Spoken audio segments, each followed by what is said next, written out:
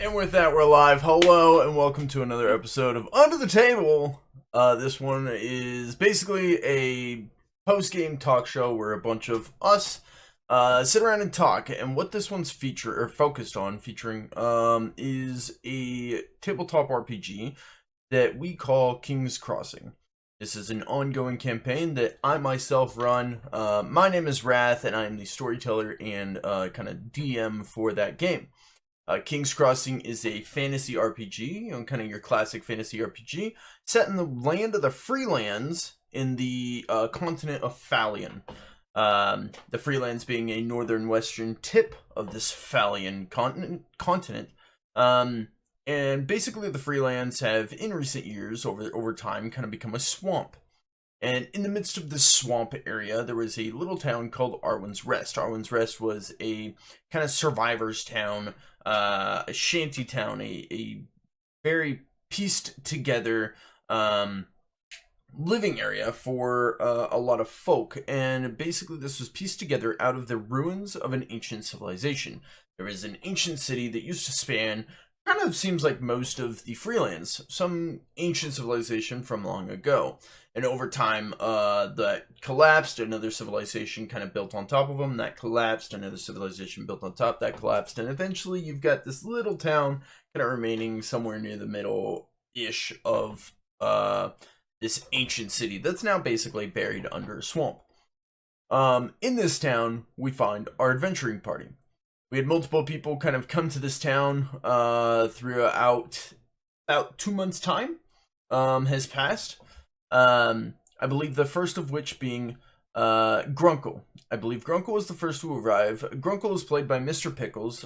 He is the voice actor and portrayal behind the character known as Grunkle. Grunkle is a berserker ogre from a foreign land, another continent, called the Rockar Empire. And he came over and basically his empire is invading Phalian currently. But not in the Freelands. They're not focused here because this is just a giant swamp. There's really no reason to invade this area. So they're invading the mainland area. However, Grunkle retired. We don't know the full story of Grunkle's retirement and how that came about. We can explore that maybe in future seasons. But Grunkle retired and made his way to Arwen's Rest. While he was kind of hanging out at Arwen's Rest, I believe he was there for about a day, and then I believe that evening or so, a dwarf stumbled into town. A dwarf called Torvekik. Now, Torvekik is played by Fred, the voice actor behind him. Torvekik is a man-at-arms from a dwarven deep called Dwalin's Holdfast. In a near-ish by little petty kingdom,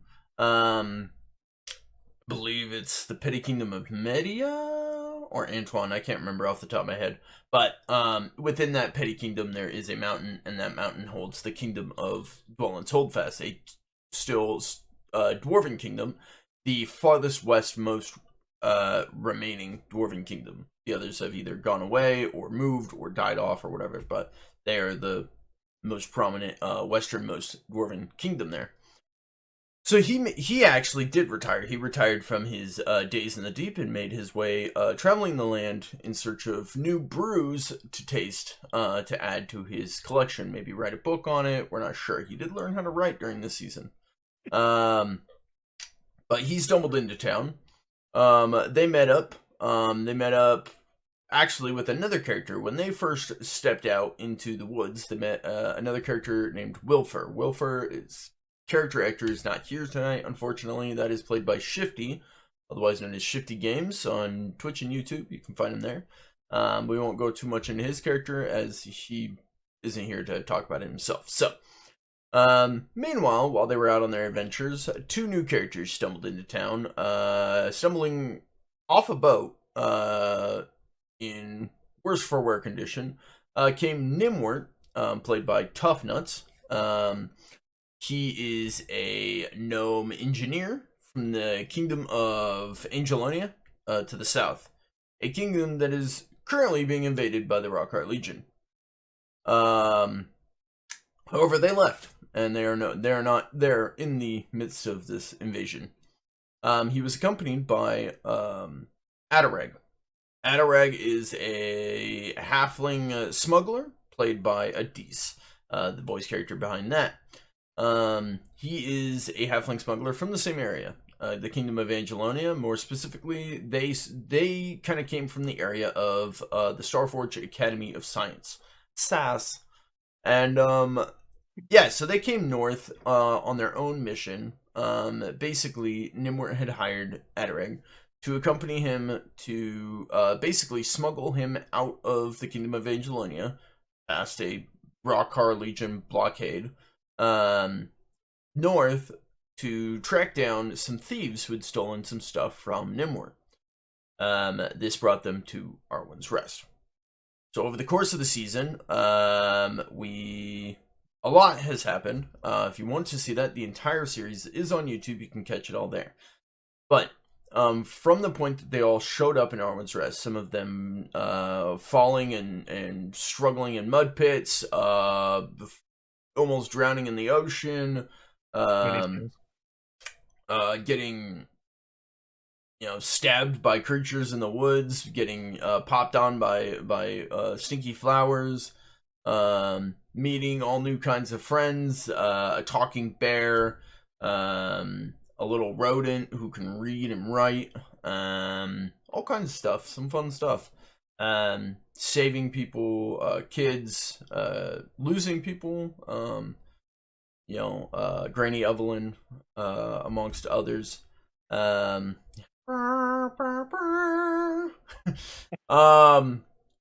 much has happened over the course of these last 2 months, 2 to 3 months. I would say. Actually, I would pace this probably around 3 months because there was times where there was 2 week intervals, and so on and so forth. So we'll put it at 3 months time. But at the end of it all, they find themselves on top of Mount Starlight, taking down Igramir and Elder Arlane, stopping the flow of corruption coming from the mountain that was causing the swamp to basically suffocate the land and kill them all out, and leaving them standing victorious, ready to return home, ready for a warm night's meal, maybe a shower, a bath, a good sleep, wake up in a new land not plagued by corruption. And that is where we left them off at the end of season 1. So, over the course of the next hour to 2 hours, depending on how much time my players have for this, we are going to discuss the entirety of the campaign. Every episode is up for discussion. I'm guessing a lot of us haven't had the time to go through and watch every episode and take notes and be like, in episode 37, what did this? Yeah. Yeah. I'm guessing we haven't had time for all that, but I've got every script and all my notes ready to go. Oh, except Tough Nuts. Tough Nuts is Pickles is gonna be like, remember there was this. Actually, Pickles wouldn't remember. Adis would be like, remember this thing when this happened, and Tough Nuts would be like, yes, I do. I have the exact script of what everybody said. This episode. Control F. Yep, it was episode. Actually, I do. 32. Yeah, he does. It was pretty sick to have, actually. But yeah, so I'm gonna open up the floor. Basically, this is Under the Table is an open table talk. So anyone from the table here is welcome to bring up our first topic of the night. What do you guys have? I mean, I have one loaded, but does anybody have any more pressing things than that final session? So no, you go for it, Pickles. I mean, I absolutely loved that finale so much. It was good.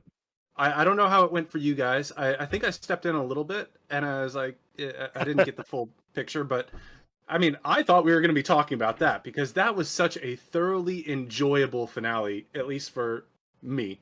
I watched their whole episode, and their fight went about as good as ours did. It just ended a lot quicker. You did. I saw you were there for the intro. I didn't know if you caught the end. No, I was listening the entire time. So we do 3-hour episodes. Their finale was, I believe, an hour long. Well, we stretched it to an hour and a half, but I will say I agree with Pickles in the sense of the story building leading up to it was fantastic. the setting of being there was fantastic. And I think like just the concept around the boss fights and I don't know, sometimes you get like a boss fight, it's like, all right, I'm trying to wrap up a campaign, so I'm just going to create a big baddie that's like hard to fight, and that's the main goal of the creator, and I get that, but I feel like with Wrath's approach here, it was more like everything was so connected to different parts of the story, and it was really immersive and a completely new environment that we hadn't been, but we had been hearing about like for so long. So I thought the storytelling was really well done. Thank you. And that's what made the episode great for me.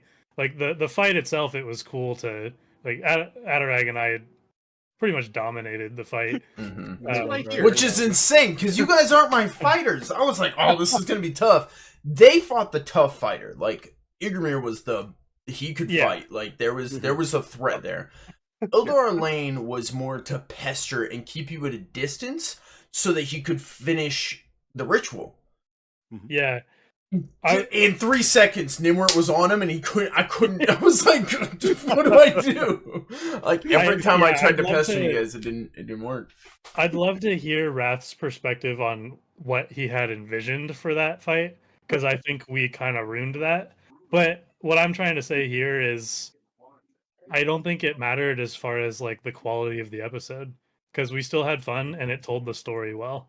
Yeah. So that was that was one big thing that I wanted with these boss fights is I wanted them to be a challenge or to, at least last the episode, but it was more for there to be like the story to it. To be like, okay, I'm not just fighting a random guy on a mountain for no reason. Like, I'm fighting Igramir because of this. Like, this, okay, I understand why. Like, that was more my focus. But yeah, Eldar Lane, basically, and very similar to Igramir because they were connected, they were tied together, had a very specific set of moves that you could pull from. I kind of took the inspiration from Pokemon, how they have like 4 moves that they could pull from, and they had to like be strategic with it. I think each of them had about 6 moves, but they only had 3 actions each, so I could pick and choose how I wanted to use them, because they had 3 action points just the same as you guys did.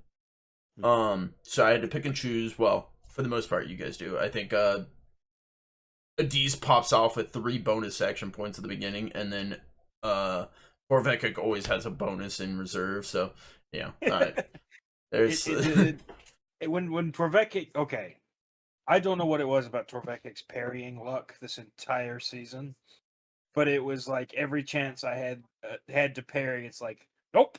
Yeah, I couldn't. I think there was only one fight where Torvekik got hit. It's the Battle of the Blights. Yeah, it was. It literally took a dragon. It literally took a dragon spitting acid on me to kill. That's why, because you had to dodge, not parry, and you failed the dodge. The parries, I don't know if you missed a parry. Yeah, because every fight they did, and they got in a bunch of fights, but every fight they did, I don't think Torvekik got hit. The action economy in Zweihander is kind of interesting. It's different than any other system I've played before, and I think maybe we're still figuring out how to balance that a little bit. Well, so Men-at-Arms, which is the character I have, or the class I have on my character, one of the perks for it, I can't remember if it was something I picked or if it just came with the class. It's your class feature. Yeah, the class feature is you have your 3 action points, and then you keep 1 action point all the time in reserve for dodge or parry, no matter what. No matter what, he has a bonus action point. Yeah. So even if he uses all 3 of his action points, he could always dodge or parry. Unless blinded or something, Yeah, which means just once, though. If I was attacking something, I could aim twice and swing the axe. And still be able to pull up his shield, which he has a shield, which boosts his AC and all stuff, so. Which, that's cool. What I was saying, though, is like with boss fights, for example, we have, the one boss gets 3 actions, and those have to get balanced with, between Adarag and I, it was 9 actions at the beginning. Mm-hmm. So, yeah, those have to be some really significant actions. They were significant. So, they could, Like, I'll speak to the Igramir fight, as I actually get to play Igramir. I didn't really get to play Elder Lane, so I didn't really get to see what he did. But, well, he tried a couple things, but I kept rolling just piss poor in your guys' as well, so I couldn't do anything. I liked what you did. I saw your vision, and that's why that fight was so enjoyable to me. With Igramir? Yeah. Yeah. Yeah, because, like, there was things so, like, he could summon a Fae, and then it would be on recharge, so he couldn't do it on his next turn. But then the turn after, he could summon another Fae, which was actually a huge tactic, because once I got all the 3 Fae up, they, what was it? They flipped to succeed all their rolls, if all 3 of their Fae were up. And as soon as I got the 3rd Fae up, they killed the first Fae, the tank, and I was like, fuck. But, I mean, it was great for them. Double Torvekix for the win. Yeah. You know? Double Torvekix. 2 Torvekix took them down, yeah. Yeah, because you guys were just 1 axe, 2 axe, 1 axe, 2 axe, and he was just like, shit. Well, Hi ho, hi Yeah. ho, Yeah. it's onward we go. like adding, that's like a common tactic. Like you're adding more enemies, so that's more to your action economy. Right? Yeah, so I was bringing those up. There was one where, it was really cool. So he would charge a move. I would bring the stalagmites, basically these ice spheres that would shoot out of the ground. I would bring those out and place them where I thought, and then I would leave them, and on the next turn, wherever I had placed those, they would pop up. And I got lucky with those, kind of, because Torvekik stayed still. And so they popped up on him, except I think he succeeded that crit success, his basically dodged it and just rode it up, and like it was nothing. And I was like, that was supposed to be like my big move, and he just crit successed it. And I was like, of course. Yeah, but that one I thought was really cool. So good. Because for Grunkle it worked. Grunkle had to bob and weave and was moving, which actually worked to your favor, because then you were able to keep charging, which I thought was a really cool idea on your side. I thought you came up with a great concept. You said it was silly initially. I thought, I was like, that's silly, but I mean, I got nothing to argue. So basically, Grunkle would run up and attack, and then run away and do a loop and run back and hit him again, and it counted as a charge, because he was just like running in a circle, and I was like, technically that works. So I would like to point out something I don't think any of us has realized until now, but both sides, me and Grunkle, played to our characters' past fighting experience. I did not get injured at all. Grunkle berserking and running around. Yeah, the ogre constantly charging, and the 2 dwarves basically interlocking shields and shield wall and just fighting. Yeah, and then these two over there. Saved.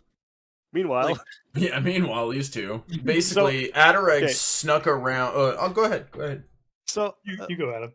Actually, I was wondering, what this would look like from their perspective. Of the 2 of us coming around a corner, Adareg sharpening or applying some oils to his blade behind a rock while Nimwort charged in. They didn't see you guys because I didn't know what you guys would be doing, so I couldn't narrate what you guys were doing. They didn't see you guys. The only thing before I get into that, you guys, when I had you on the map, I had them on this side and you guys on this side, and you were gonna move up and meet Eldar Lane. They were gonna move up and deal with Igramir. Your guys' first thing was to go over to their side, and I was like, Yeah, no, I literally charged in there, and I was like, I'm not going to kill a god, because Grunkle's clearly not able to do that, so I'm going to charge in and try and swing at Eldar Lane, because that's who I thought the culprit was. Right, and that was the other thing is... And charged forward. Torvekik and Grunkle went after Eldar Lane, so that I had to divert them and get them over to Igramir, and then Nimwort and Adareg didn't follow their path. They went over to where Grunkle and Torvekik currently were, and I had to I was like, you guys were supposed to go down, not around. But not around the rock. Yeah, I was like, okay. And you guys were like, do we see them? And I was like, roll. And you guys kept failing, and I was like, oh, thank God. Because you're right next to them. The picture in my head is just the one little one just hiding behind a rock, his back to the rock frantically. Basically, yeah. He went behind this rock and started applying basically a toxin, poison to his blade, while a metal suit mechanic robot and just plowed through the snow, right through the twister tornado of runic wind and blizzard, and just grabbed Eldar Alain out of the sky and threw him on the ground and like I think he tried to step on him at one point, So- and then he just Okay. grabbed him and dragged him out of the blizzard, Yeah. and I was like, no! You're just So, okay. manhandling Eldar Alain. Oh. Yeah, a couple things on this though. So I don't Y'all know. start. I know, Pickles, you weren't in the episode with what was the god's name? Wrath, Land of Cain. Cain. Land of Yeah. Cain, episode 40, I think. Yeah, it was session 20 for me, but Yeah, I think it's So episode 40. 40, Land of Cain. yeah. But at the end of that episode, if you haven't seen it, I built this suit, and the design intent of it was to escape that land, and to do that, we had to ignite a soul forge, which powered the suit, and then we had Wilfer create a magical rune that was like a teleportation rune, and my suit yeah. was able. Fun fact, Wilfer's family are rune scribes. They're the people who make the runes. Yeah. Oh, not the runes. The rune. I don't know if We had to make Grunkle actually hasn't had a lot of experience with the runes. Yeah, He feels yeah, like well, it's bad. Now I'm thinking That's about it, I was fine. like, Pickles probably has no idea what we're talking about. Well, that's I- why I'm explaining. So, like, this Yeah. rune, it was on my arm, and I was able to activate it with this suit, which like destroyed that side of the suit. Basically, he needed the suit because if a normal person tried to activate a rune, like, it was gonna rip his flesh off and, like, destroy him. And so he built the suit to protect himself when he activated the rune. Right. And so Ah. that's how we got out of that land. But the reason I'm saying this is Wrath was just describing what I did with Elder Eileen in the suit. But what I tried to do first was in his blizzard that was surrounding Elder Eileen, there were these like floating frost runes of some sort. And so the first thing I tried to do was literally walk up to the blizzard and grab a rune. I wanted to put it on my other arm to try to use it. As soon as you came up with that idea, I was like, oh. I was like, That was a cool idea. It was a right? great idea. I was sitting here like, I was not prepared. I'm like sitting here searching up, okay, which runes is he using? What one could he grab? Like, how would that even work? I was like frantically getting ready, and then he failed. And I was like, oh, thank God. But that was a really cool idea. I was not ready I for wish it. it would have succeeded because I thought it was really cool, but Yeah. That would have that been was epic. the idea. Just at steal first. one of his runes and then use it against him. Like, that would have Yeah, been epic. Means like a frost ray or something like that. Yeah. So that was the original idea. It didn't work, and so I retreated. hmm I was trying to find like rocks to like throw at him or something to like keep my distance, but I couldn't find anything. So I was just like, all right. Yeah, he just We charged charged. him. It was crazy. He literally grabs him out of the ground, throws him on the ground, tries to step on him, can't, grabs him out of the sky, just drags him out of the blizzard, and I was like, huh. One thing I thought might happen is I thought the blizzard would be centered on him, so I thought it would follow me.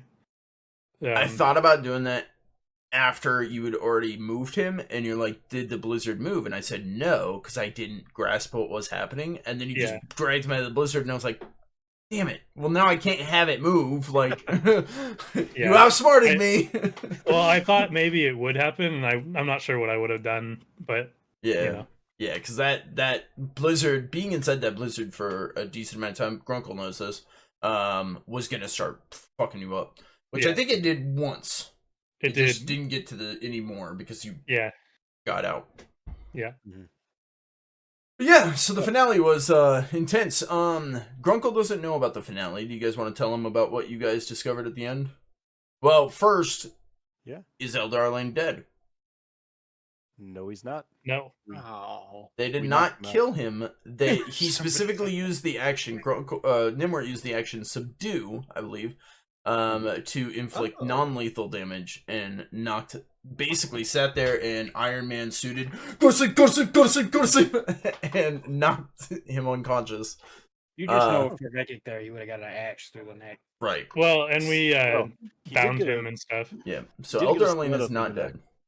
Yeah, he is. He is still leaded with Folkbane, which means I think it doesn't mean he's paralyzed. Oh, it meant he was getting No, he close to doesn't have any paralyzed. reactions. Yeah, no reactions. If you would have stabbed him and like applied more poison, he would have basically gone paralyzed. But so first off, Elder Alina is not dead.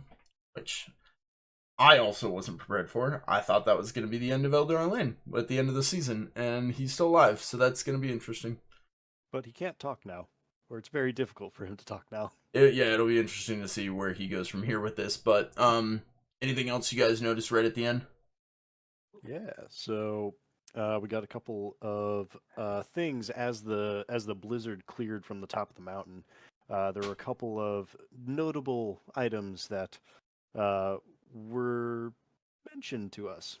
Looking to the north, there was a large town lit up that we could see on the horizon up to the north, and then we could see torches in the south outside of town. A little further away than just outside town, but well, and Arwen's Rest was lit up again too. It had lights on and looked to be like from our lanterns that we put up.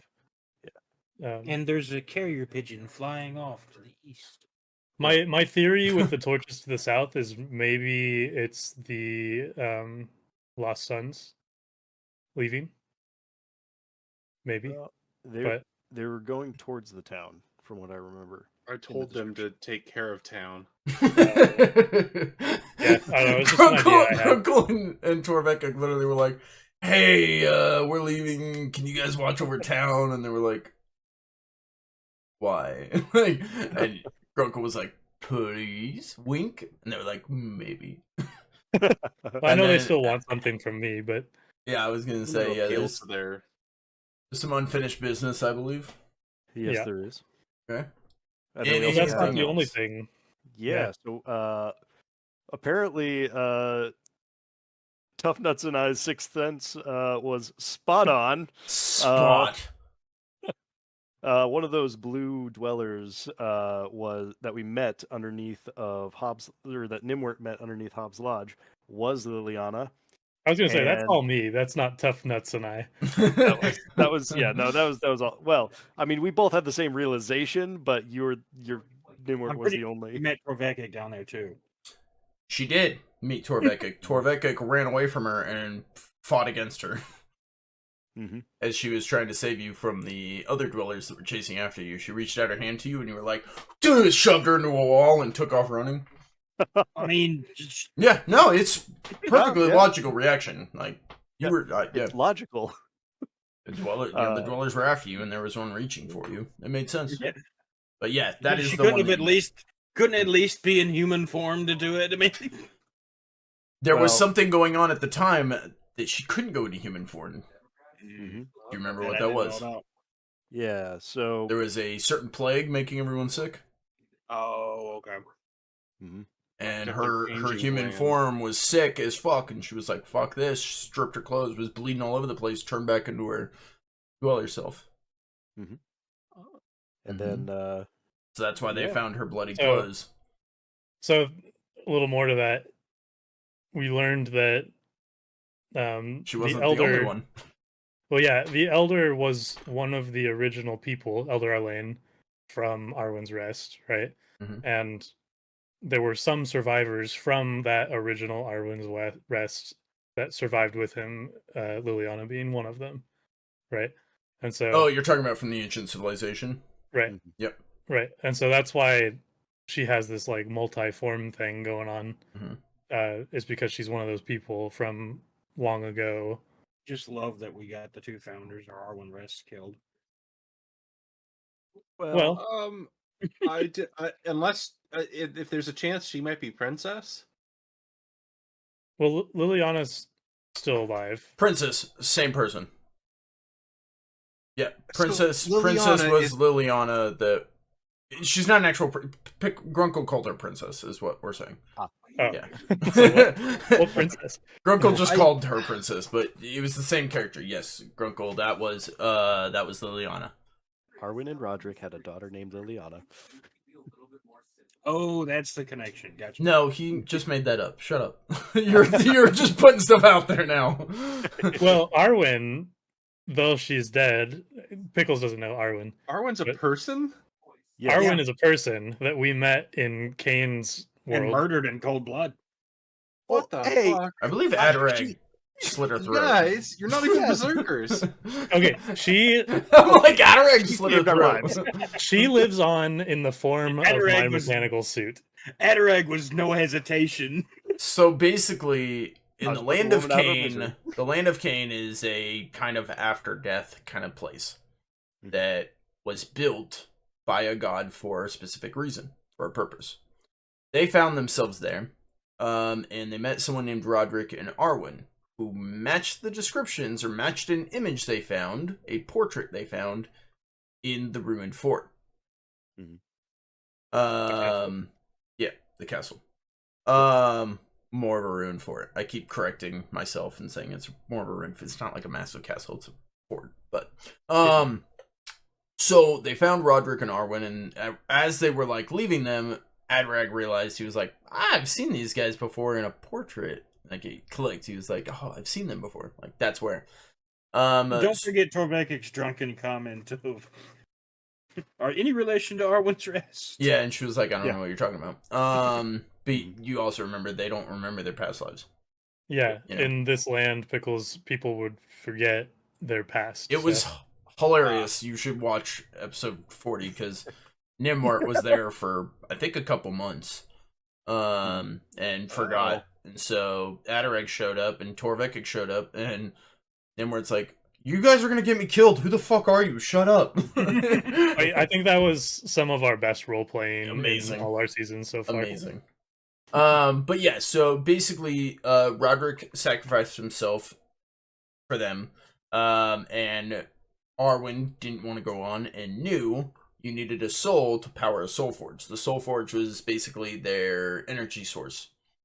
And he needed an energy source to power his suit. So he built a miniature soul forge for his suit, to power his suit. But Arwen knew the whole time you would need a soul to power it.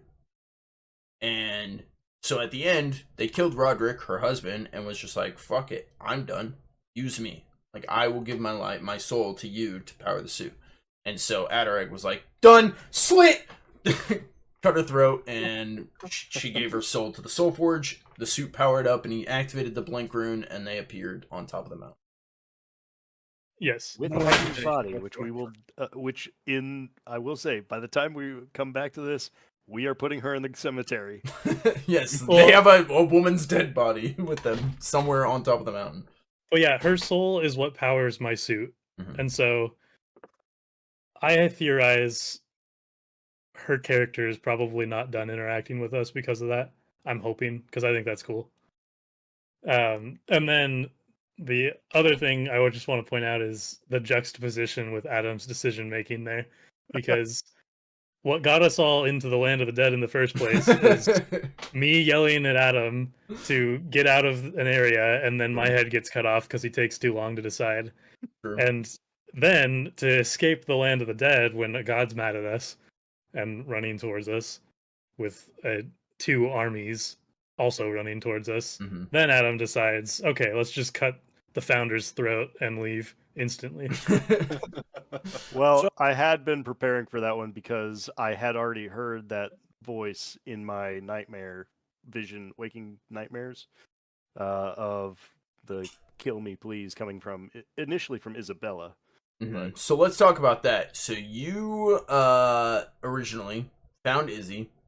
You Mhm. saved her from being turned into, well, basically Izzy is a whole nother character. So Isabella, daughter of Jonathan. Jonathan was the man that Torvekik abandoned in the prison. Sorry.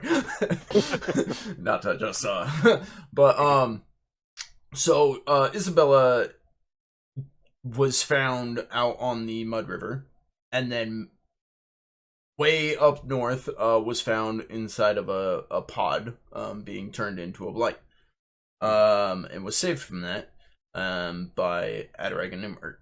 And so at one point Adarag was traveling with her, and she dropped to her knees and had a vision, and was basically like, in a distorted, very deep voice, kill me, but also with a very high-pitched, like, feminine voice. There were two different people that wanted to die. One was killed by Adarag, one was killed by Grunkle. Adarag killed Arwen, saying the same thing. Kill me. Kill me. You know, she was saying the same thing. Grunkle, who was the person you killed that also wanted to die and end their suffering? You know, this entire campaign has been themed about everybody not wanting to die, and maybe they were good people, and Grunkle maybe shouldn't just kill his way out of a problem. But the final boss is one of the things. I think I was just sitting there shocked when he was like, "Thank you for killing me." Thank you. Yep. I was like, "Oh shit, I did something right." He also I was killed up there something going, good? "Kill me, the ancient Igramir," because he knew he was too far gone. He was too far corrupted. He was just going to be used as a source for online. So he's like, "I need to die." I'm Yep. just glad he wasn't pissed about Torvekik killing what's his face. The Beautiful tank character. Bruman, or I can't remember his name. I'd have to look. He's like a rhino tank Fae. man. No, I was talking about the sword. Oh, yeah, Gorthok. well, yeah. Yeah, he Yeah, He talked was about another you. Fae. What's that? He was another Fae, right? Gorthok Yeah. the Unyielding? Yep, he was one of his Fae that was sent out before he was fully corrupted. He sent out that Fae to go find, like, basically he was being corrupted, and Igramir realized it and was like, something's wrong, go find what's happening, and sent Gorthok out. Grunkle and Torvekik stopped that, and were like, "You're dead!" And so Gorthok never got a chance to finish it, and that's why Gorthok told Grunkle, "Go finish my quest. You're not the one I was looking for. That he's still out there. Go finish my quest." Yeah. And so, yeah, Gorthok was one of his Fae. He had four Fae guardians. Two were still alive. So two of his guardians got killed by the same person. Yes. I was swinging my sword as fast as I could to destroy quite literally what seemed to Grunkle as a god. And that's why I was just like in awe. Like, this was such a perfect build up to this boss scene where the dice actually didn't betray us and made us heroes. That it's like, oh my gosh, I'm actually making damage on this. I gave it a skeletal fracture. Doesn't matter, but I You did it. You did. I tore that god's shoulder. Yeah, I think you gave him 2 injuries, a torn shoulder and a skeletal fracture, neither of which actually affected him based on the mechanics of the game. But you gave him 2 injuries that were cool. But yeah, that god had he had damage reduction too, so he would half your damage. But Grunkle was just doing so much goddamn damage with his Fury Die bonuses that he did enough damage, brought him down single-handedly, while Torvekik held all the other Fae at bay. Yeah, I really wanted to emphasize how enjoyable that was. Just at least on my end, like Torvekik was taking care of all of the minions with his 2 forms. Yep, and they weren't just like minions; they weren't just like throwaways. Like, they were ready for a fight. They were mid-boss type, like elite troop characters. The first one was a rhino tank with a giant hammer that I'm not jealous of, and I totally would not put on my wish list, even though it is on my wish list. And then next was like a goblin character with a whip, and there's a lady character with a bow, and it was like, oh, this is going to be increasingly not successful. Yeah, they saw him. They didn't interact with them, but they saw him. Yeah, I like the idea that during that fight, both Torvekiks just locked shields with each other with axes up and just hack, block the entire time. We talked about Adarag and Nimwort, so they found out that basically Eldar Lane and Liliana are from this ancient civilization. Changelings, they can change their shape. Torvekik and Grunkle, you guys found Eldar Lane's hidden office, right? Yes. Yeah.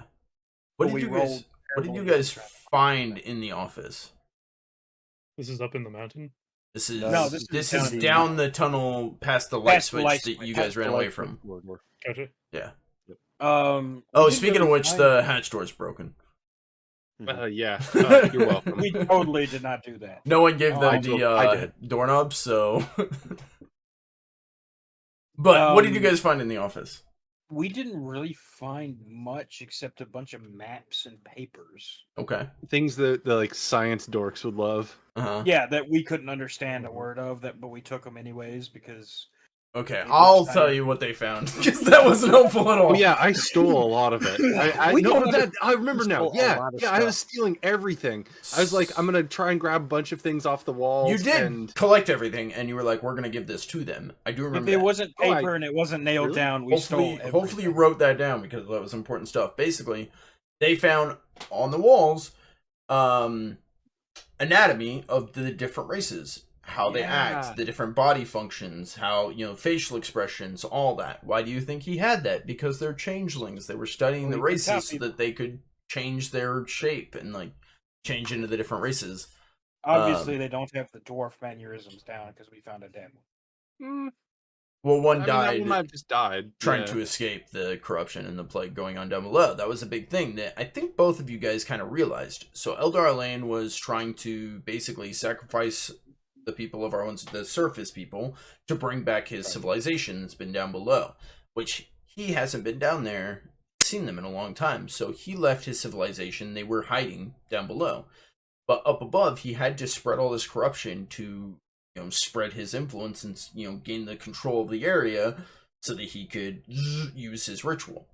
However, that corruption seeped into the earth and corrupted all his people. So now there are a bunch, as Torvekik found, there are a bunch of mindless monsters down there that hunt and so Eldar Lane, it thinks his people are down there, and he's like, I'm bringing them back. Liliana knows her people are gone, like they're dead. So even she was like, you need to stop him. That's why she was leading you guys, like led Grunkle to the tower to get him up there. Because you wouldn't climb a tower otherwise. I might, but she You gotta lead an ogre up a tower, right? And so Eldar Lane was going to bring his people back, but obviously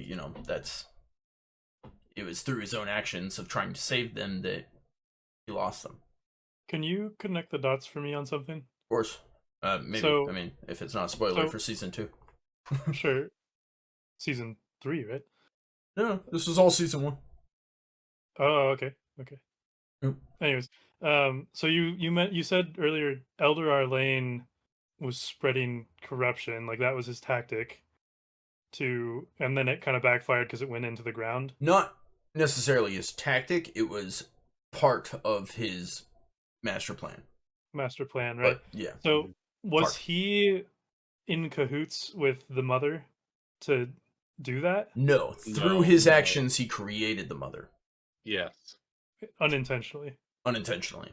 So Okay. he had a deal with his original deal with Igramir was he would get some power, but because Igramir was the leader of his people and Eldar Lane was seen as the leader of the free folk, the free men, right? Mhm.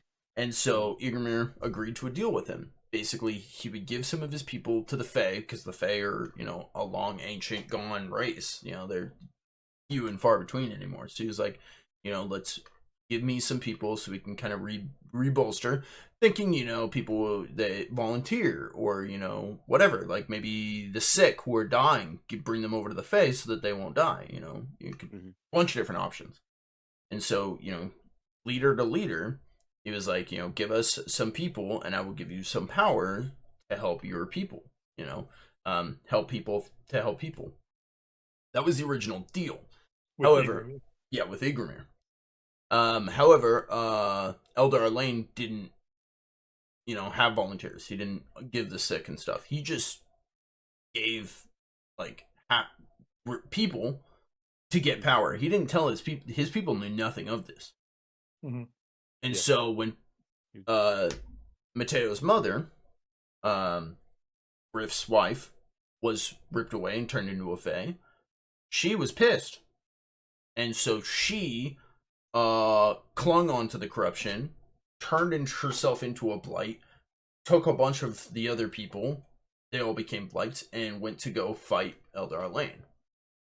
Because she was so pissed. Basically, someone found the story of the mother and learned that the mother was a cause of all this. And basically, became Mother Nature, and Mother Nature was pissed. Right. But the mother didn't have anything to do with the corruption spreading necessarily. No, Not was the a direct cause. No, spread. it was a Right. causation of the corruption Yeah. spreading. It was Right. basically Okay. feeding on it. Yeah, okay. I wasn't tracking that until now, so Yeah. thanks.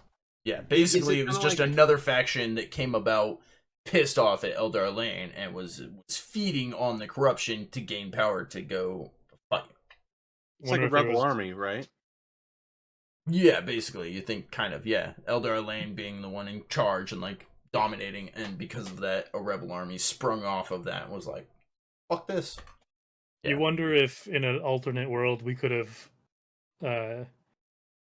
like basically sided with the blights to fight the mountain. I believe someone was talking with Mateo recently. And Mateo Yeah, said, yeah. I was there, literally we came in to figure out who the problem was.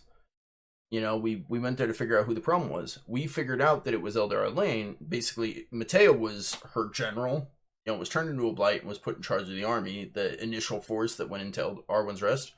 And he figured out that it was Eldar Lane. But they went to Eldar Lane's house. He wasn't there. No one was there. And then they figured out, oh, there's a whole holdout going on at Hobbs Lodge. Maybe he's hiding there.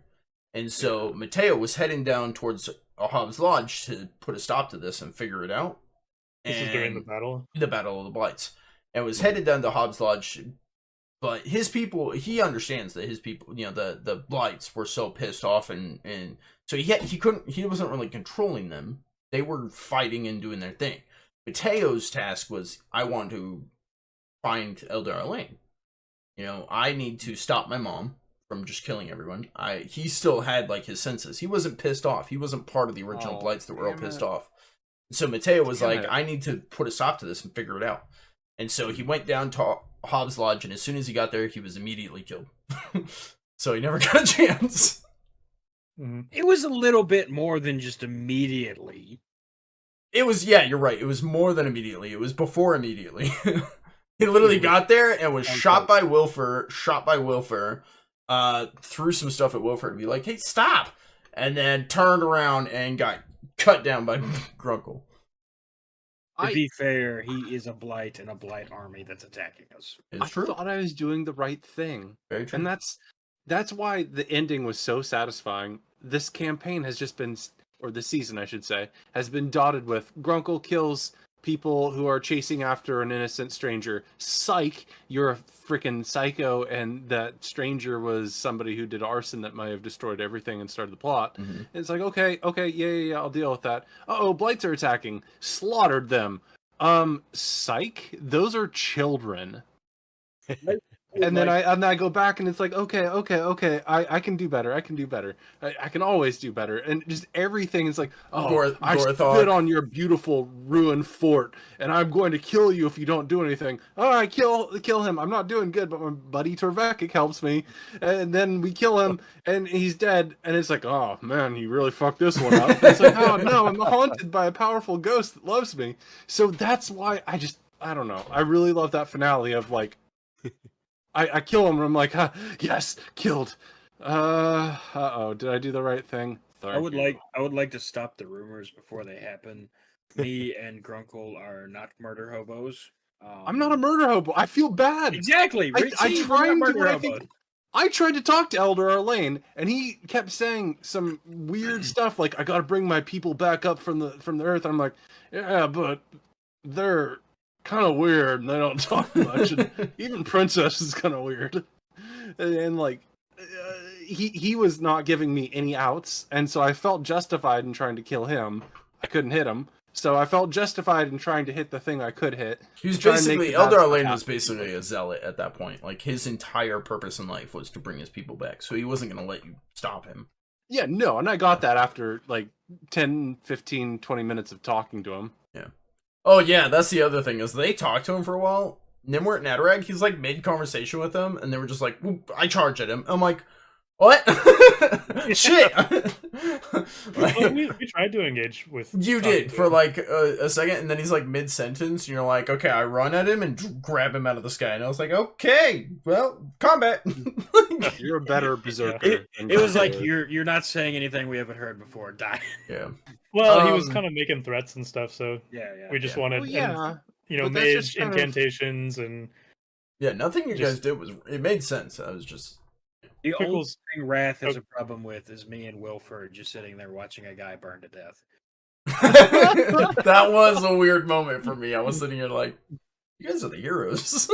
No, what it wasn't you guys, because he was burning himself. If you guys don't know what this episode is, from a way back when they were coming back from one of their adventures out into the swamp, and Wilford and Torvek had come across a guy who's basically saying that blights killed his family, and not only that, but they're taking them away and turning them into blights. Not only that, even the ones that were dead, they were coming and taking away, turning into blights.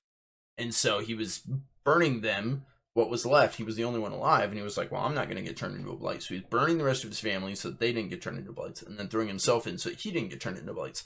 And this whole thing is going on, and he's like ready to sacrifice himself, and they're like, yeah. Can you just help us real quick? Like, what can you give us before you We're die? sitting there trying to get information from the dude to, maybe avenge his family or something, and he's like hell bent on burning himself to death without talking. Well, he was giving you guys information, but you didn't like what he was saying, so he's just like, yeah, no, shut up. To help us. He was like, no. He wasn't giving us any information. He was just saying they're taking people to turn them into blights. We already know this. Yeah. I think the main thing that I was trying to give you there was, one, they were getting closer to town, and two, they were even taking the dead. Mhm. We completely missed that part. I know. Pickles, your point on Uh-oh. Grunkle killing things and then questioning whether it's right. Yeah. I can think of a key example where I think we got that right through one of our collaboration sessions. And Really? yeah. Holy shit. Yeah, add that memory to my bank. I want to remember times I did something right. Well, I think Atlas at the Rune Fort. Because remember, Adarag and I were screwed. We were in a room with Atlas getting bombarded with blights, and it wasn't going well. Yeah, aka had some- children. Yeah. They almost didn't come to your guys' rescue. I was fighting so. Nimwort was messaging me like, when do we join? I was like, I'm trying. Give me a couple minutes.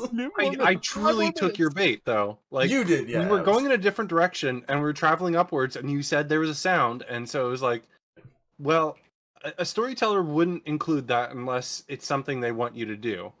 Before we get to what Nimwort was talking about, did you guys like the surprise collab episode where they were hiding and ready to join?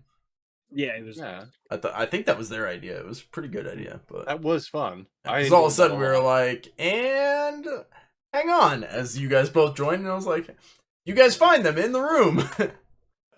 Yeah. It was a pregnant pause too that made me just be like, "What are you waiting for? We're like here right now, dude." Nimwort, go ahead. But yeah, my point there, Tough nuts. Pickles, is basically when you guys walked into that room, surprise, there's combat going on with heroes, a dragon, a bunch of blights, and while speaking Draconic, we had to communicate to you that to not kill the dragon. That's right. Yeah, because you guys were speaking the ancient tongue. I was already speaking ancient tongues. Yeah. Thankfully, you had I was not. speaken Yeah. yours yet. Thankfully, Yeah. you weren't yet, so you could still communicate with them. Because watch, they walk in and just start fighting Atlas. Right, Yeah. right. And so that was like a key moment of, there's an enemy that all your common logic, common sense would tell you, dragon's almost dead, kill the dragon. Right? Like that's the biggest Dragon threat ripped in the my room. head off. Yeah. So- I was gonna say they might be so terrified of the dragon at this point, as it had just killed Torbekic last time you saw it. and ripped Grunkle's head off and then put it But back that- on, sort of. It bit your head. But that was a moment where you made the right call, because then you switched to the blights, dragon kept assisting us and escaped, and then we were able to go talk to him, which who knows if that was actually beneficial because we all died. But that's an example of Out of it. Pickles making the right call on a whim on what the right thing to do was. Potentially. I don't. I mean, okay. I don't feel like I make decisions on a whim. I worry about them constantly, and I try and like think of what is the best possible thing I can do. If you listen to any of the episodes, like I feel like I give a good effort. Like even with Gorthok the Unyielding, I don't give smart questions, but I do give questions. I try and give an out, and that's not what a good berserker does. Good berserker uses the element of surprise mid sentence to charge, and I feel like I'm constantly just being like, come on, buddy, give me an out here. Like, let's just talk this out. We don't have to. Do you remember? I know your reasoning, your logic was, Yeah. I need to fight him so that he doesn't go around killing people in Arwen's Rest. That part Exactly. makes sense. Logic, I get it. Do you remember now, Gorthok was like, someone's poisoned my people. I'm trying to find out who. You seem capable. Was it you? Was basically what Gorthok was saying. And you drew your And weapon. I made the bad call. And he was like, no, you're not okay. wrong. You're not wrong. I see the big picture now, Yeah. and that makes the campaign Hindsight. so much more enjoyable in retrospect. Yeah. Mhm. It is like, there were so many instances where I thought I was doing the right thing. I thought I was justified, and I wasn't fully justified. And so even though we came in and saved you from the blights, and that was good, but also those were people who are angry and who, if we could do things differently, we could have saved them and made things turn out with more lives, like still alive, not dead. Maybe. So that takes me back And, to a collab episode where we all sat around and came up with a plan for how we were going to defend the town of Arwen's Rest. I'm bad I at brought up the ideas planning. of let's build a wall or a moat or something, and you guys are like, no, we're going to dig a hole. And that was the plan that came about. bunker. That hole It a was bunker never plan. built, never dug. I had originally came up with the idea, okay, they're going to dig a hole to put all the people of Arwen's Rest to, like, save them. Which, granted, at the time you guys didn't know, if you dig down in Arwen's Rest, you get to where the dwellers are. So, you know, putting all the people of Arwen's Rest down there might not have been a best idea. But, I was thinking you guys are going to dig out a bunker, and depending on how you guys dug it, maybe it led into the catacombs where all the dwellers were, and you get to explore that avenue, or maybe you just dug into an area where it was actually safe, and they could, you know, go down there and survive for a bit. I was thinking the Battle of the Blights would happen, the dragon would come. Maybe they use the bunker, and they're like, hey, instead of putting all the people of Arwen's Rest in there, we're going to trap the dragon in it. And you guys could have trapped the dragon in the hole. In the bunker hole, and I was like, oh, that's gonna be awesome. Like, and then instead of killing him, they get to find out about Atlas and learn more about that. And then the hole was never dug, so we never got to go down that route, but you guys still got to explore Atlas, which brings me to my next point. You guys originally got the Whispering Willow bark, the top vial that allowed you to speak Ancient. That was to be used, and you used it to speak with Atlas, and Bjorn was like, you weren't supposed to use that yet. That was supposed to be used to be able to speak with Igermir, which I completely botched as a DM, because then Igermir just spoke Common, and you guys were able to understand him without ever taking your potion. And that was me as a DM, I forgot. But Igermir was only supposed to speak Ancient, and you guys wouldn't have been able to communicate with him if you didn't have your potion. Which you guys have released. Torvekik still had his. Sorry? Yeah, I still had mine. Did all the don't- Fays also only speak Ancient, or supposed to? Yes. Well, no. The Fays had some common, and that's why when Grunkle was talking with him, Gorthok had some common. He was speaking a very broken common. Gotcha. Yeah. I Igermir was don't supposed to speak Ancient, and the potion was supposed to be for that. You guys used it to speak with Atlas, which I thought was smart. I was like, you guys have the an amount of potions, you know, use them to do different things. That was smart. Mhm. Yeah. Atlas's brother as well. Atlas's brother as well, yeah. You never got a name for him, but yeah, Atlas's brother was interacted with, and that whole thing came about. Yeah, you guys learned a lot about Atlas. I feel like we thoroughly explored the Atlas storyline and kept Atlas alive, which I thought was a really cool win. Well, and now potentially the corruption's fading. So what so- happens to Atlas? Yeah, it could be a very interesting character. Mm-hmm. Because Um, if Atlas isn't corrupted, what is he? Yeah, well, and also He's just a dragon. the whole reason Adarag and Nimwort came to Arwen's Rest was driven by Atlas. Mm-hmm. Because Wrath mentioned in our intro today that, you know, we came because someone stole property of mine. Mm-hmm. And the question Long is... story short, it was Atlas. Atlas was working for someone against his will, ran off into the woods, got turned into a dragon by them on accident, and sent back in time. So then the dragon has been around for a long time because he was sent back to the far ancient past. And so Atlas has been around forever, and now Atlas the dragon exists. But yeah, yep. But now maybe not. Who knows? With the corruption leaving. Well, remember, Atlas the dragon existed, and then the corruption got a hold of Atlas and turned him into a monster that just stopped the swamp. Yeah. But he used to, like, communicate, right, with Bjorn's people up on the mountain. Yep. And what Bjorn told you is their tribes who'd fight have land disputes. It was just an all-out war, which I don't think I ever really got into, and you guys didn't really like probe any further into that. But they would get into fights over land disputes, is what he said. Mm-hmm.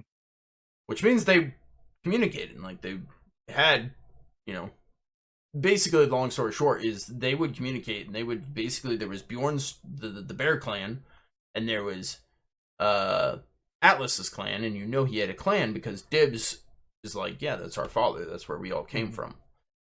So there was two clans that lived on the mountain, and they would communicate, trade, you know, do all the stuff, but they would have disputes over, and they would have fights and skirmishes and fight each other and da-da-da. But so was it like dragon people and bear people? Yeah. Okay. But yeah. So there's dragon people and bear people. The bear people are an offspring, well, I don't know if this is spoilers, but you can see the Fae had a rhino guy, right? Mm-hmm. From an ancient race from long, long ago. The bear people are a long, long, distant lineage from the Fae. So like a long, you know. Wasn't that depicted in Bjorn's cave? How so? There was like possibly. Yeah, there was, because we were talking about it, and there was like a depiction that none of us really knew what it was, but it looked as if it were a beast on four legs with a spire coming out of it or something like that. Was that in reference to the rhino, or was that in reference to something else? This was back in early episodes, like back before Battle of the Blights. Before we even like had the session 4 for us, if that's helpful. Do you really know it's session 4? Yeah, because it's titled Bears, Beasts, and Bonfires. Oh, yeah. There you go. I will have to rewatch that episode to figure out exactly what that drawing was, because no one explored it, so it's been a while. I'd have to go look at my notes, but probably I think that was tying into something with the lineages. Mm-hmm. Which brings me to another point. At one point in time, a couple of characters found some rhinos. Fucked them up. Cut into a rhino. And then saw one get killed by kobolds. Yes. And fucked them up. Yeah. There was some significance there. Never explored. Well, because we killed them. Oh, Animorphic class or clan and the Draconoid clan. Two different ancient races. We're good at killing. Yeah. That's not so good at talking, you know. Well, that brings me. I mean, a poster child for that is Dibs going, "Yeah, Atlas is my dad." Shut the fuck up, Dibs. Okay. And then many episodes later, yeah, so his name is Atlas. Never heard of it. I mean, it felt at the time like my dad owns a dealership. It's like, oh yeah, does he? Okay, no one cares. I know we've moved past it a little bit, but you said you botched giving Ygrimmar the ability to speak common. Igrumir, but yeah. Ygrimmar. And I felt like that's absolutely not a thing you did. I feel like for the Fae, them and the Swamp Dragon, Atlas, not having the ability to speak common makes sense. But like an almost godlike entity that can send somebody out to go scout and try and figure out a problem, I don't know. It made a lot of sense to me from a storytelling aspect. It was convenient, but it also was like, yeah, a powerful being like this. And Grunkle killed it? And the snow turned red. That was Forgot another. to Well, mention that, yeah. Yes. Yeah, forgot to mention that. Yeah. That's because Grunkle is now the king of the Fae, maybe? Or at least like 0.2% king of Fae. So we're gonna fix things around here. Things are about to change around here. Yeah, I mean, I could twist it and be like, maybe it spoke to Grunkle. Grunkle understood him, but no one else did. It was just to everyone else. We could say that might, correct it, going forward. Because the way I saw it, he's from the ancient times. He doesn't speak common. He's lived on the mountain. He doesn't interact with the common folk. And I think I kind of explained this to them. I'm not sure. Maybe it was in Discord. Basically, Ygrimmar is seen as king of the Fae or father of the Fae just because he birthed that race. Like, there was a time when, before, mankind, elves, dwarves, before all of them existed, the Fae were the races of this land. And they were, the thriving races, all the different races were Fae. Well, they're all gone and basically extinct for the most part. Small pockets, very few exist. And all those races have just been summed up into the Fae.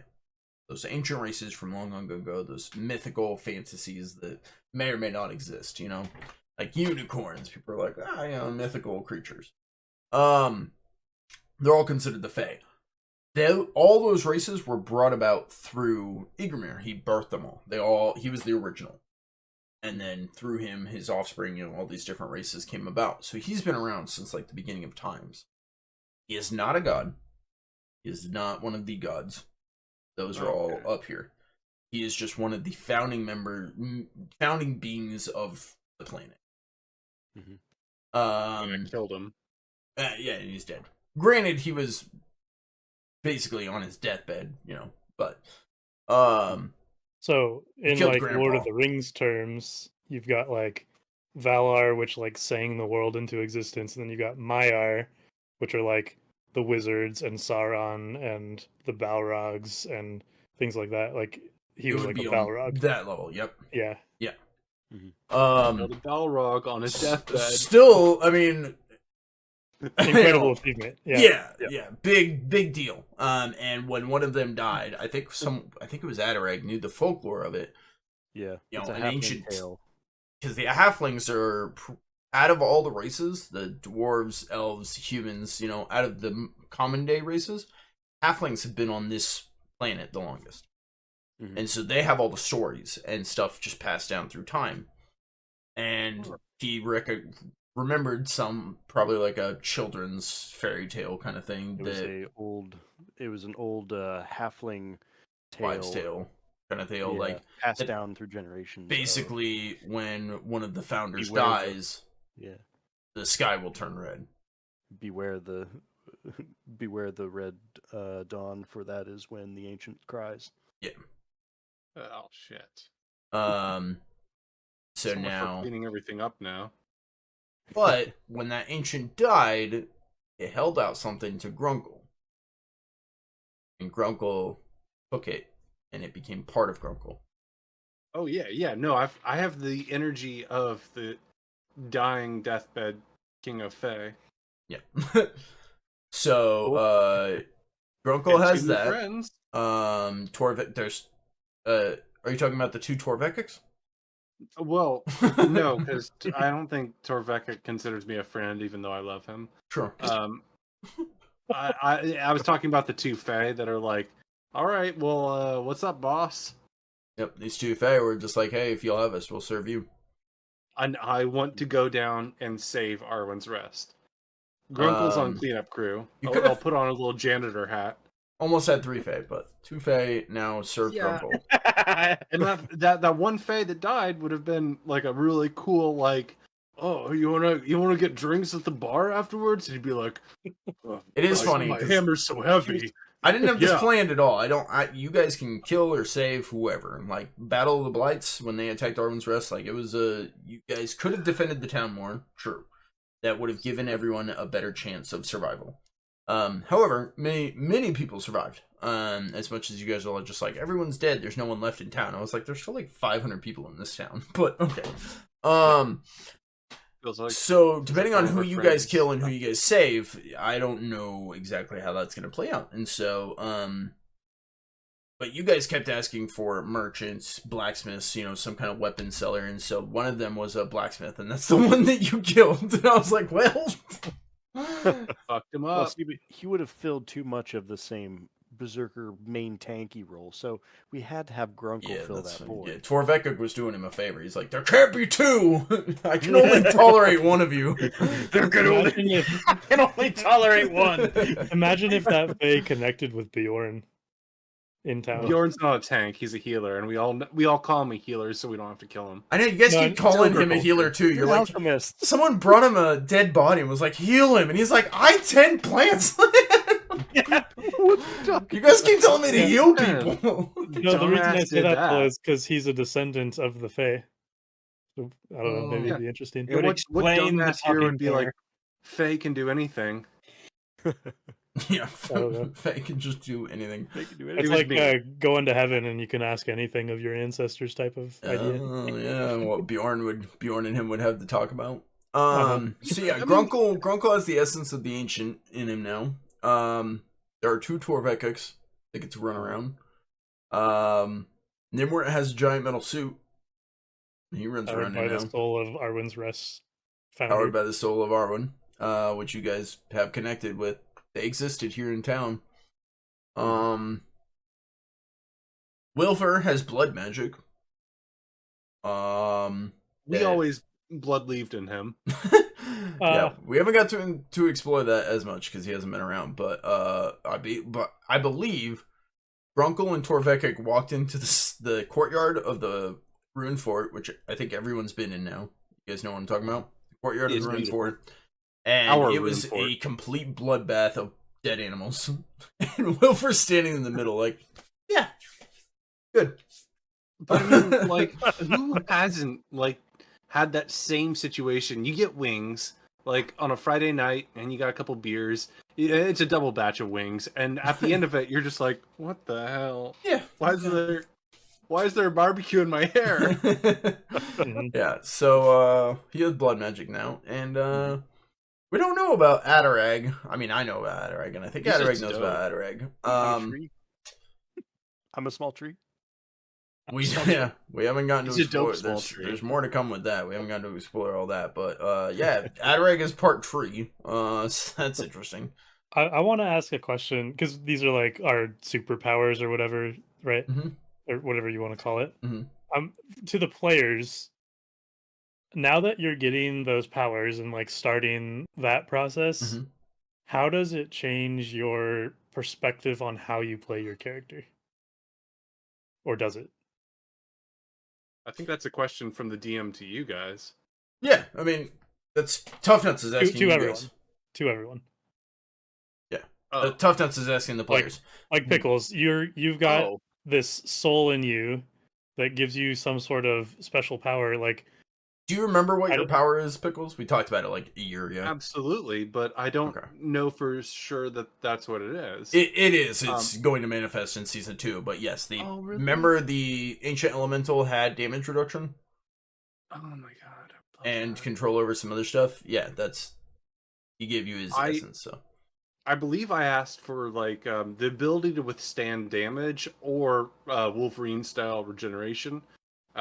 Because part of my character class is that I do need to take damage to unlock my true potential, but at the same time, I hate getting injuries, and I always get injuries for some reason. And it's always a torn shoulder, which is why I enjoyed tearing the shoulder of the god. And I'm like, yeah, see? Oh, it's not so fucking great. And he's like, well, no, I don't have a shoulder, but thank you. Yeah, I was like, God, what was it? Oh, he drops his weapon and it becomes ruined, and he was like, well, he's not holding any weapons. Yeah. But like looking at my character, I don't think Grunkle would ever notice that he has a superpower. Like he's he just completely be like, oblivious. well, Just is better now. yeah, it's like if he recovers from injuries, that's so beyond his ability to perceive that he'll just recover and be like, "Well, Grunkle Ogre, you're human. Not take as long to heal." I mean. And so, yeah, I think it'll be a... Grunkle's gonna be the superhero who doesn't know he's a superhero. That's awesome. I like that. No, but he wants to be a hero. Like, literally, it's heroism versus martyrdom on the law chaos scale. Like, his character is that he wants to save people. He wants to do good. He doesn't want to fuck things up. He wants to kill the people who are bad. But sometimes you kill a bad person and it's more nuanced than that. And he doesn't understand. So he's just trying to do the right thing. And regeneration would make it so he could bounce back from failures so much better. Grunkle will literally be like a superhero, and then he'll see a cop and be like, "Man, I wish I could be like you. Like, you're so cool." As you're a literal superhero, and like there's a knight who's just like standing there facing down a dragon. Like, yeah, he's just like facing down a dragon, and you go over and like rip the dragon's head off, and you're like, "Man, but you're so cool." And he's standing there like all bloody with a sword, like what? And you're like, "But you were great." Or you have that sick Mustang? Pointing at his horse. Oh, Grunkle couldn't even sit on a horse. Oh. He's like, "You the real hero." Is Grunkle's just holding a dragon's head? I don't know. If Grunkle ever got armor, how would he polish it like yours? But that's my answer for... Before Adareg answers, Adareg, you remember your power that's coming to be? Eventually. Okay, but you remember what it's going to be? Okay. I can... This is basically not really spoilers, but, is it? If we don't want to know Adam's power yet, then that's fine. I don't need to say his power. He can say his power if he wants to or not, but, Adis. Mm-hmm. You remember the story of Atlas? Mm-hmm. And everything that went into that, right? Yeah. Okay. You have a tutor who has come to town specifically to instruct you. Mm-hmm. And he is still in town. You're not done with your, tutelage. So he is still in town. He is there to tutor you. Yeah. That's where your power is going to manifest and come from. Yep. Okay. And if you can connect dots there, I'll allow you to connect dots, but that's up to you. So before you answered, I just wanted you to know where the dots connect, because technically it hasn't happened yet, but you know where it's coming from. I was about to say, Adareg's been like trying things, seeing if it's like manifested yet a couple times, and and I don't think he ever just connected the dots with Wrath. Yeah, probably not, because there was a couple times where I was waiting to see like if you would do something that I could use as like the, oh, this is the breakthrough moment, Yeah. The only time that I can remember is you tried to talk to the Ancient Willow, which wouldn't work. You're not powerful enough to do anything with the Ancient Willow, so yeah, there was that, but I was trying to convince the tree folk. That was it. Yeah, that was the thing. Yeah, so that part I was like, But so before you answered his question, I just wanted you to have that information so that you could answer better. But you three still need to answer. Tough Nuts, your question again was? Basically, with this new ability and kind of like a change to your character, do you think it'll impact the way you play your character? And I'm not just combat too, but just like the concept of your character. If that makes sense. If you don't mind me going next. I was really curious to hear Fred's answer on this, because Fred, I feel like you've had the most time with yours. And you have absolutely no idea how it works.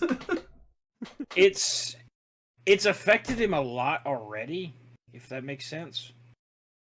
Yeah. And it's affected how I've played him too, because instead of being like really defensive as a dwarf with a shield. There's 2 of me now, which is very good for on the attack, if that makes sense. Mm-hmm. So Torvekic's gotten more aggressive, I guess would be the way to say that. And it's been, I don't really know how else to put that. It's, Aggressive is correct. You've become much less cautious as you've gotten your death and pissed offedness. I mean, you're pissed as like when I met you, but that's just you're a dwarf. There's actually not to take away from the question, but a couple of you guys had an experience where you were moving around Arwen's Rest and you saw a shadowy figure that darted away from you. I think Grunkle saw it, and then one of you two saw it. Adderag? That was no, I think it was Nimward. I can't remember. You were moving through town, and there was a shadowy, silhouetted figure that was standing in the road and then shifted away. That was right before the battle. So that was Torvekic's soul come to town trying to find Torvekic, and when Torvekic died, body and soul were able to reconnect, and is that how that worked? He had a whole side quest to where they found each other and were able to break out, which was actually a really funny episode because he struggled trying to figure out that puzzle. No, wouldn't you? Yeah, I would have struggled, and I was watching it. If you watch back, I'm sitting there being like, maybe if you try this, and Rat's like, no, no. Like I was struggling to help my comrade there, but it was a trying time. Good times. I spent like an hour and a half looking for moss, so. That's right. Yeah, that's right. Yeah, you going up and down and up and down. I was watching. I was just like, no. I couldn't figure it out. I was frustrated. That one was pretty funny. I forgot about that. Puzzles. We should do an not an under the table. A drinks and discussions about puzzles. Didn't we? Yeah. We did. I was like, we did do that. It's so hard. It's so hard to make puzzles.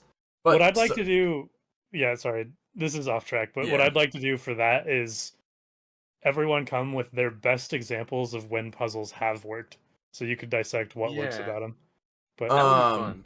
I thought it was really funny because Tough Nuts had the idea to do a drinks and discussions topic on giants because he wanted to do a game on giants, and I was like, because this is right before you guys were about to go make Ygrimmir a giant in the campaign, and I was like, I really don't want to look like I'm stealing your idea, but I've had this written for like 2 years, so I have a somewhat different vision for that than what you're doing, but I love the theme. Anyways, so back to his question. We've heard from Pickles and Fred. What about? Yeah. So, yeah, I mean, Adderag's like tried to incorporate it a couple times, but to no avail, which makes sense. His character is still developing. So we don't know what it is, right? Not yet, no. Yeah. But I think what it'll do to Adderag going forward is he might be able to incorporate into some of his combat. But are you wanting to share your connection to this and how this works, or no? Not quite yet. I think I want to leave it as kind of a surprise when it happens. Okay. Yeah. Season 2. But then also it's going to play. I think it's going to have a bigger role in the social interactions that we have going forward. That's going to be where it's really going to shine. Gotcha. Mm-hmm. What about Nimward? As you now walk around with a mech suit. Yeah, I guess I asked the question. Haven't thought of what I'd say. I guess Nimward's in a weird place now because on one hand, like I've spent a pretty solid amount of time with Wrath, like brainstorming ideas for the suit and how it would work, and plenty more to come. Yeah, and there's going to be a lot of development on it. But the weird conflict that I have in Nimward's mind is he's spent 21 episodes basically, or 20 episodes, being an engineer that avoids combat and uses his brain to outwit like problems basically. Wrath. And sorry? To outwit Wrath. Outwit Wrath. Well, and has happened on many an well, occasion. when we started this campaign, like that was a discussion we had. It's like, how are we going to do this? Like, it's such a untraditional character, Very and much so. like, I don't care what like setting or what system you're using. Like, it's just going to be a challenge to make that work.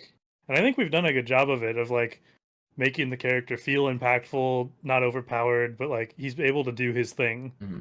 And now that he's got this suit, it's a little conflicting because like I still want to be true to my character. Like, just because he has the suit doesn't mean like he's gonna be a crazy fighter like Torvekik or Grumkol. Like, I don't have that combat prowess necessarily. You don't all of a sudden become a martial arts expert who can just go No. into combat and be like, "Argh!" No, like still my biggest strength is my mind. Hmm. But what the suit does allow me to do is I can be a part of combat and contribute. And so I haven't figured out how I'm going to use that and like balance it. So that's something that I probably need to work with Wrath, because I don't want my character to necessarily just all of a sudden be some like combat crazy, run into every fight. Mm-hmm. And I kind of realized that in the Elder Arlane fight. It's like, I can't really outwit this. I'm in a mech suit, and like, what am I gonna do here? So the only thing I could think of was like try to use the suit and To be power fair, through it. I'll give you this: the entire Eldar Lane fight was to postpone you guys so that you could finish the ritual. So it was literally just stalling you guys, and you Sure. guys put a stop to that. Like that. So to be fair, you did great. Like, Yeah, no, it worked. It Yeah. worked in that scenario, but the Yeah. question is like, is that true to Nimwort? Like, would he always? I don't think he'd always just But even charge still, in I a mean, fight. running in and grabbing a rune was outwitting him. Like, that was a genius play. I was sitting here like, damn, that's smart. Like, that's good. Sure. Yeah, I was trying. So Yeah. that's gonna be my challenge moving forward. Is how can I use the suit but still be creative in how it's used? Mhm. So not just like I run in and punch things or I tackle things. Or, Another thing about that that became canon that we made known is your suit isn't as dexterous and agile as like you are. So on your suit, you can't like make repairs and do, within the suit. If your suit's, you couldn't like go over and pick lock a door. Your suit couldn't do Yeah. that. Like, you need I to hop can't- out of the suit to make adjustments. So if you're in the middle Yeah. of combat and your suit gets damaged and you need to hop out, work on your suit in the middle of combat. So like, Yeah. there's still like a Yeah. balance that you'll have. I can't trade craft in the suit basically, so Yep. I can't create anything in the suit. Yeah, which is your character's superpower already, was Right. creating things. Well, that is your superpower because you created the suit. But when you're in the suit, you can't do that. So it's like it's kind of like the Hulk. Bruce Banner is the genius. When he becomes the Hulk, he can hit and smash, but doesn't have he needs to go back and forth. There's a balance. The nuance though is I still have my mind.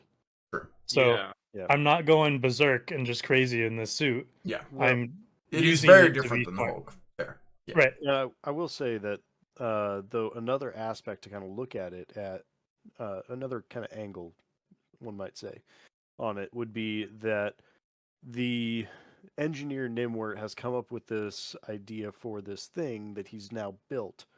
Now, as an engineer, you would want to test that, and you would want to see what the limitations of it are, and kind of what your limit is, and you're going to try to use the machine that you've built to the fullest of its usefulness. And Sure. so I think as an engineer, you would probably be trying to figure out what that limit is as you go along, and that's you're growing into this new kind of role in the group. Would be trying to figure out what your ability maximum is, and taking it from an analytical test method mindset. Mm-hmm. I think that might be one way that you could incorporate that mental that mental side of the Nimwort character. But I mean, it's your character. Yeah. Pickles, you look like you want to say something. I really want to. This changes everything. Like Grunkle is such an OP monster in this town that just wanders around doing good things, that the fact that you now have your analytical mind and an advantage where you could probably go against Grunkle changes a lot of things. I mean, like, I don't know. You have more of a moral ability to leverage what you have now, and I don't know. I think that is narratively it changes a lot of things for your character, because you might have been more like, well, I can't change everything before, but now that you have the suit, you could stop an ogre in his tracks if you needed to. Are we gonna get to see Hulkbuster versus Hulk? Hulkbuster Season versus 2? Grunkle. I mean, I don't know why I would go versus against Godzilla. Nimwort Yeah, I don't know versus why I would go Grunkle? against It's Grunkle, but Grunklebuster. I think I do see what you're saying. And You have that example, opportunity. Maybe you Not guys that it encounter the happened. Rockar Legion in season 2, and there are other ogres and other berserkers, and all of a sudden Grunkle and Nimwort are charging out into the field to go stop them, ogres that are coming in. I don't know. so That's not exactly. foreshadowing anything. I'm just throwing it. Well, yeah. One- Torches to the south, whatever. It doesn't matter. yeah, one example I would give of like a character shift, not necessarily related to the suit, but part of it is when Adarag and Nimwort came to Arwen's Rest.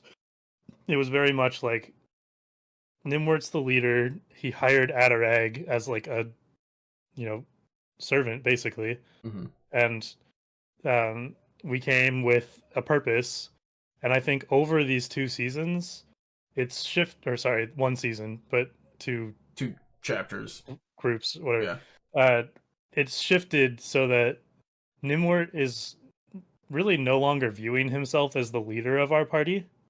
Like all the like social interactions and PTSD from fights and stuff, and I think he's kind of just like distancing himself from the shitstorm. Definitely And taking a support role. yeah, and he's more focused on, I have this brilliant mind. I can create things that help people. I am not a leader of the town or of the company. Adarag's kind of falling into that role for me. And so it's kind of shifting to where like Adarag's almost more the leader of my group and I'm the supporting character. 2 quick notes. First, did you ever get a chance to give Granny Evelyn her chair? I think I did. I'd have to look through my notes. I think I did bring it to her. I feel like you did, yeah. So I feel Rip. I feel like you put it on her porch, and then we went up to go and pick flowers with them because she was already off with Bjorn when we left. So we dropped it off at her house. If she ever got a chance to enjoy it. Unused chair.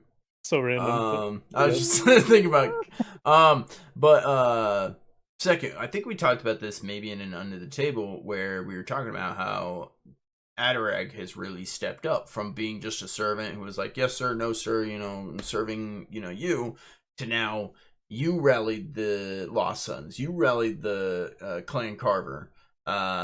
You are the bringing these groups together and kind of taking more of a social leader role.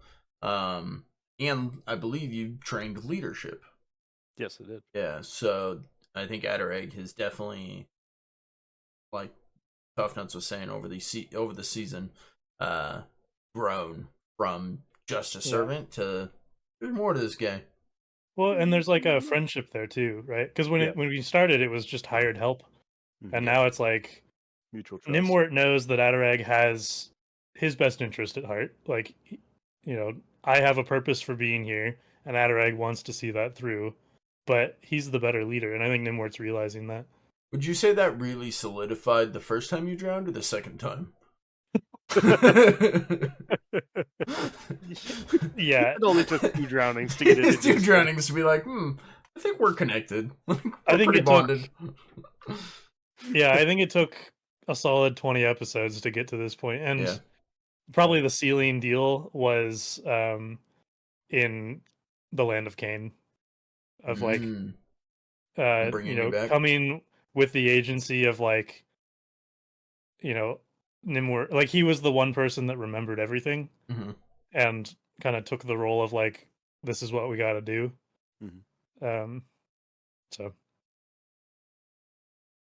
anyways, Well, we're 40 minutes over. I mean, that's fine. I mean, if Pickles has to leave, Pickles has to leave. I'm not sure. I'm not sure if he's still here or not. But, any final thoughts or opinions, questions, anything before we wrap up season 1 forever? Season 2 can't come soon enough. Yeah, I think for anyone wondering, we are closing season 1 of King's Crossing. We're moving back towards Strangetown Golden Ridge, a campaign DM'd by Mr. Pickles. I play in it. I play a character named King.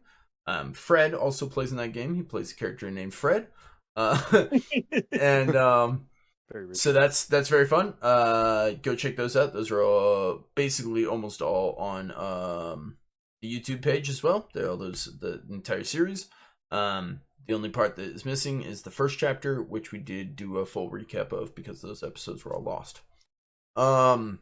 Lost episode. But we're going to take a break from King's Crossing. We're going to go over and play Strangetown Golden Ridge, and get through a full chapter of that. A couple months, 3 to 6 months of that, and then we'll come back to season 2 of King's Crossing.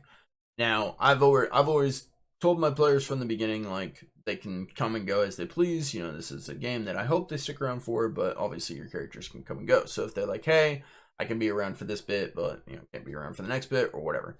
So I'm curious at this point, who thinks their character, Adrag, Korvekik, Nimwort, maybe Grunkle, will Maybe be Grunkle. returning. Oh, you're back. Okay.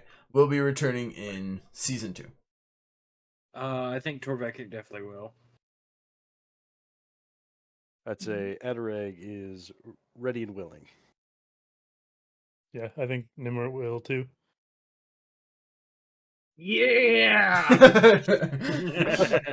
All And the right. trees So speak. when season 2 returns, you guys will get to see this full cast of characters. Hopefully, Shifty with Wilfer will be returning as well. And I can announce it now. There will be a bonus character joining. What? Daisy, otherwise known as A Spirit of Spring on Twitch and YouTube. Daisy will be joining the cast and crew of King's Crossing Sweet. with Fuck yes. her own character, a new character, which she's No still spoilers. building. Yeah, she's Yeah, still no building spoilers. and working on, but it will add an entirely new avenue for our games to go down. It'll be fun. So yeah, with that little bit of news drop, any other remaining thoughts, questions, comments, concerns? Fantastic job. I mean, Fantastic job to you guys. Like, this, You let me kill a god. You did good, Even though it's Rat. not a You did god. really yeah, good. it didn't was so kill a good. god. I killed a I king. think this under the table reveals how much work was put into the storytelling. Mhm. Like if you just go listen to this under the table, and I guess you have if you're hearing this, but Go listen But- to it again though. Start it over. but yeah, like all the detail in this last boss fight and how it ties together with everything else, like Wrath had to put in an incredible amount of work to make that happen. So well done. Thank you. You're here. Thank you. Yeah, there was bits and pieces. I mean, like, that's where it's tough with stuff like this, especially with this. This has spanned a year. Granted, we weren't playing through that entire time, but like episode 1 was over a year ago, like a year and a month. And so there's bits and pieces from those episodes. Like there were dreams that they had. Torvekik, when your guys' first night in Arwen's Rest, you guys went down below in Hobbs Lodge and you guys slept. You both had a dream. Do you guys remember that? Torvekik and Grunkle. Yeah. Yeah, but it's a dream I'm trying to suppress because I didn't like my war crimes. Grunkle, we didn't get to full explore yours, but Grunkle, the girl you saw was Isabella Oh fuck, my war crimes. in that dream. Torvekik, if you remember yours, that's one I love. I'm very proud of this. Torvekik, you were on a mountain, and there was a deep sucking and breathing, and Igmir. it was Igmir, dying, basically. Those were his dying breaths. And if you remember, at the very end of your dream, you were snapped out of it because there was a shadowy figure standing over you, looking at you. Uh-huh. Your second person, your second self. Okay. Snapped you out of that. So there's things from like the very first, and that's why it's tough, because like, who's gonna remember those? You know, like those things from so long ago that connect to things that are happening at the episode 42. That it's like, who's gonna remember all these things? And like, you know, Isabella and being like, kill me, and she has the female voice and the deep voice, and like, are you gonna connect those two? Because there were two different people that you guys were right to kill, like that were asking for it. And like that was the tie-in for that, and different stuff. Different. We still have yet to figure out who the woman I was sailing with was. Yeah, you were on a boat sailing and there was a woman. Yeah. Maybe I that's don't remember this. for future seasons. When you guys were lost in the swamp, he had a vision, and he was on a boat sailing a big old vessel, and I believe there was a woman with you. Beautiful woman by my side. Yeah, beautiful woman by your side. Okay. Doesn't know why you were sailing a boat. Whose boat? Maybe it would have been the maybe you guys did sail a boat, the raft, with Frankie and Hopkins, but neither of them are a beautiful woman. I know we're wrapping up, No, but Frankie's one more beautiful. question. Yeah. The random like hallucinations that we would get when like something crazy was happening, you know, was that a part of the corruption? That, or is that not explained yet? we don't know entirely, Okay. really. Okay. I can't, like, yeah, I guess that hasn't been fully explained, because it was only occasionally that you guys would have visions. And it was usually around blights or foreshadowing blights attacking. It seemed to be, for at least for me. Yeah. Yeah, because I believe I can't remember off the top of my head, but your vision had something to do with that. Yeah, we can dig into that, but I was just curious. There's a couple. Yeah, I think there was more. I think, yeah, because there was one when Torvekik and Grunko were tripping on shrooms. That they also had visions. I had one on the boat after the sea monster when we were coming back towards Arwen's Rest. Yep. What was that one? I don't remember the details. That was drawing you to the mountain, if I remember right. Mount Starlight. Someone drawing you to Mount Starlight. And we had one earlier in the forest with the blights around the flowers with Adarag. Yep.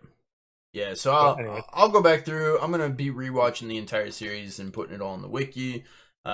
Speaking of which, we do have a fandom wiki that is available for this campaign. It's very roughly added to as best I can in the moments that I have the free time. But the wiki is open to anyone to be able to add to. Just be respectful and try and add correct stuff.